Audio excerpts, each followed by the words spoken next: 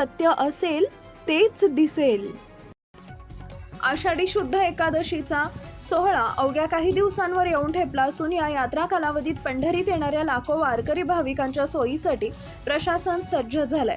पालखी मार्ग, पालखी तळ, विसावा आणि रिंगण सोहळ्याच्या ठिकाणी पाणी, आरोग्य सुरक्षेसोबतच रस्ते दुरुस्ती, शौचालय सुविधा आणि स्वच्छतेच्या सर्वोच्च प्राधान्य दिलं जाईल अशी ग्वाही जिल्हाधिकारी कार्तिकेयन यस यांनी दिली आहे। आषाढी यात्रेच्या पूर्वतयारीसाठी श्री विठ्ठल रुक्मिणी भक्त निवास इथं महत्त्वपूर्ण बैठक पार पडली।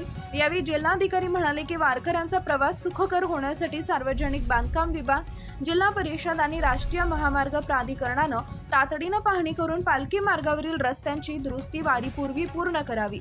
भाविकांना कुठंही रस्त्याच्या दुरावस्थेमुळे त्रास होता कामा नये असं स्पष्ट निर्देश त्यांनी दिले।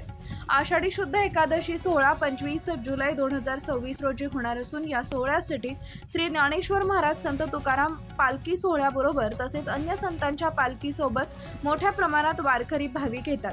वारी कालावधीत येणाऱ्या वारकरी भाविकांना अधिकच्या सुविधा उपलब्ध व्हाव्यात या अनुषंगानं जिल्हाधिकारी कार्तिकेयन यस यांनी विविध ठिकाणची पाहणी केली।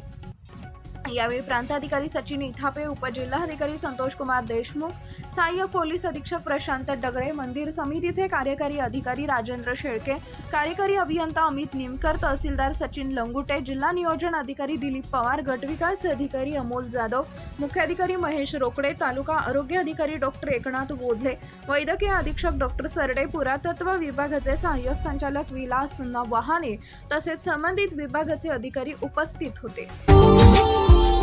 Subscribe now and press the bell icon. Never miss an update.